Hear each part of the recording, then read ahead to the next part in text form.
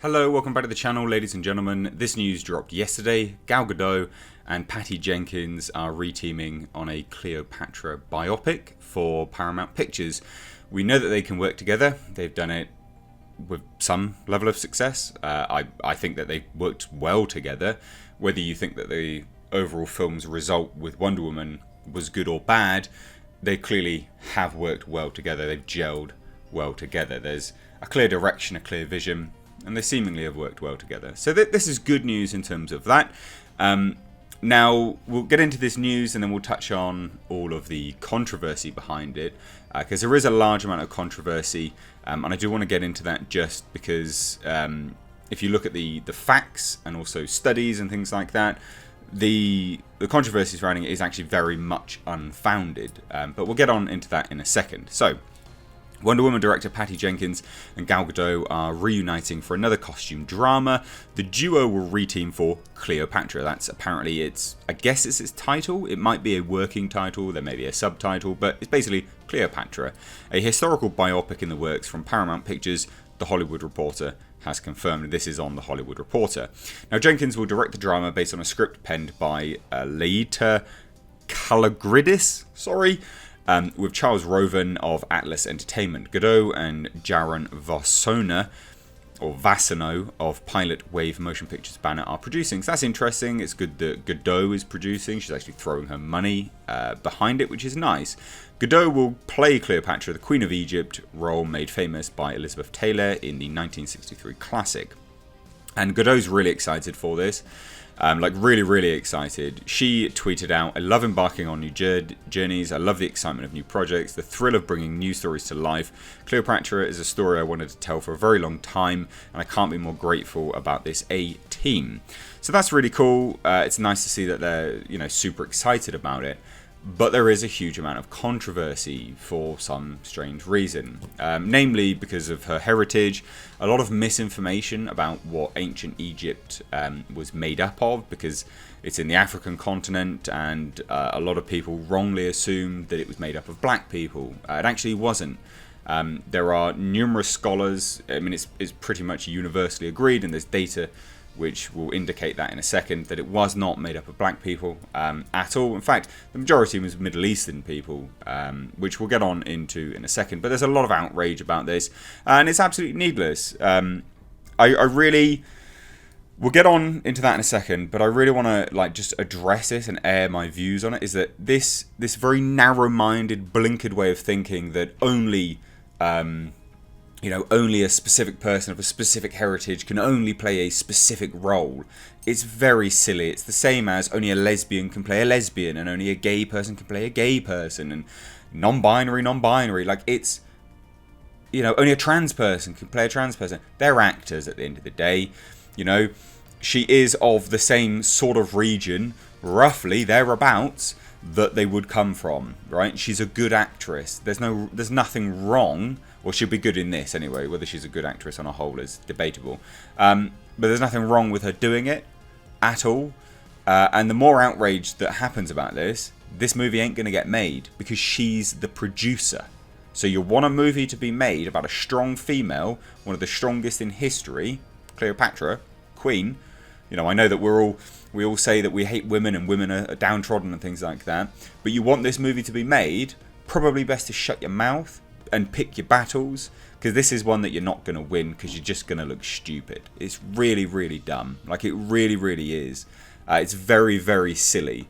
So here's some of the outrage. Here we go. So, some of the tweets. The Cleopatra stuff is a reminder of how strangely people think about Egyptians. So many people insisting Cleopatra wasn't really Egyptian but Greek, despite her family being in Egypt for 250 years by the time she was born. True, but we'll get on into that in a second.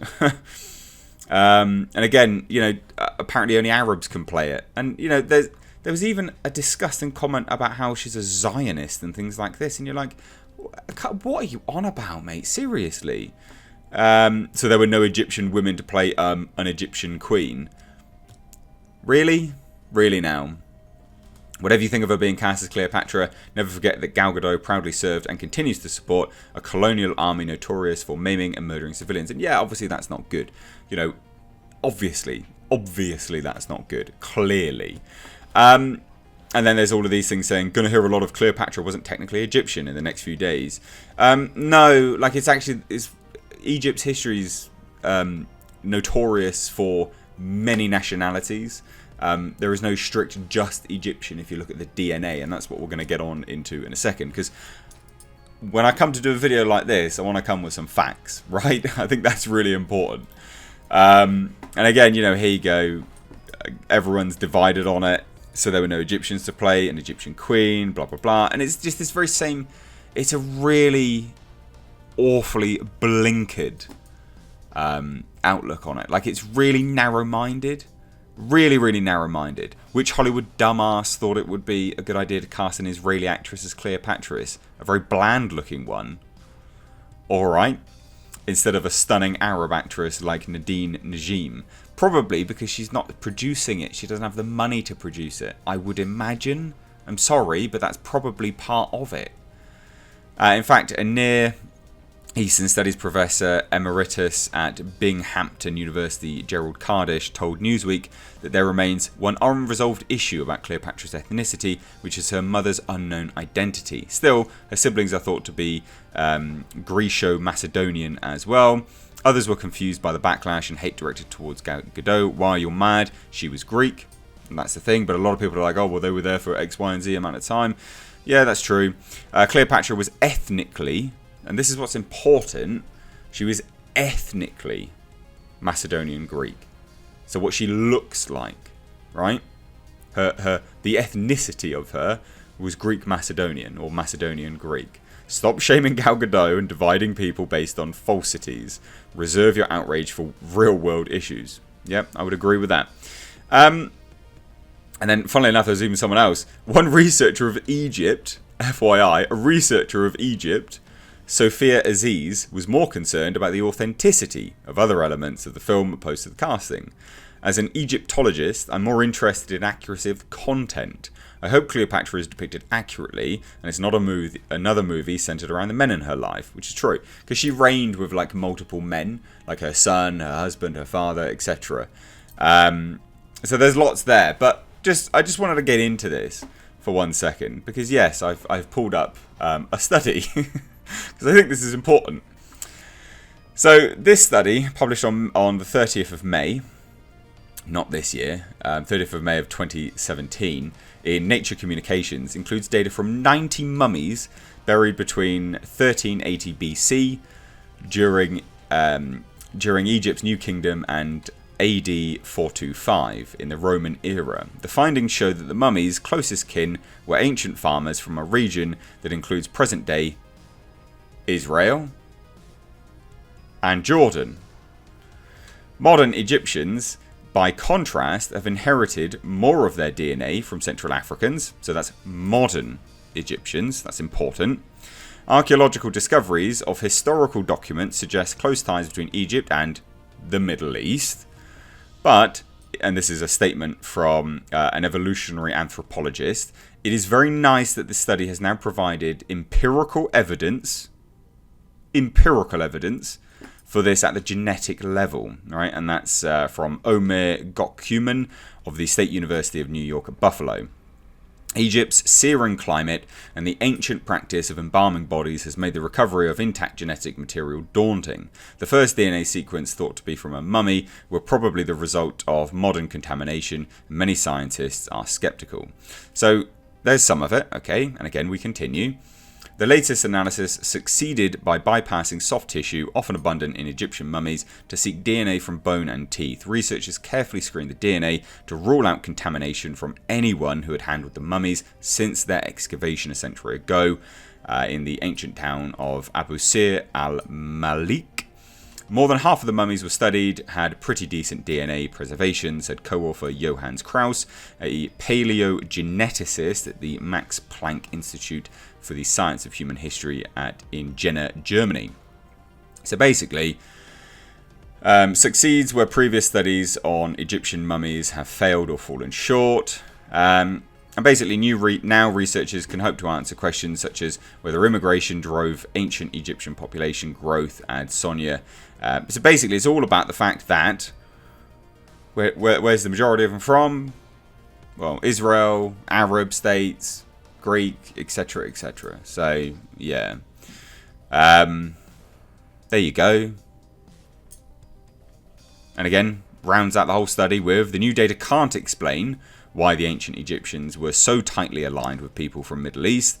Was it the result of migration, or were the Stone Age hunter-gatherers of northern Africa genetically similar to those of the Levant? It's too early to tell, Krauss says, but there's a better chance now of getting the answers. This is the first glimpse of the genetic history of Egypt, but it's really just the start.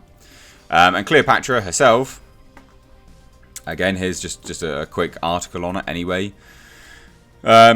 She ruled ancient Egypt as co-regent, first with her father, then with her two younger brothers, and finally with her son. For almost 3 decades, she was part of a dynasty of Macedonian rulers founded by Ptolemy, probably butchered that, who served as general under Alexander the Great during his conquest of Egypt in 332 BC.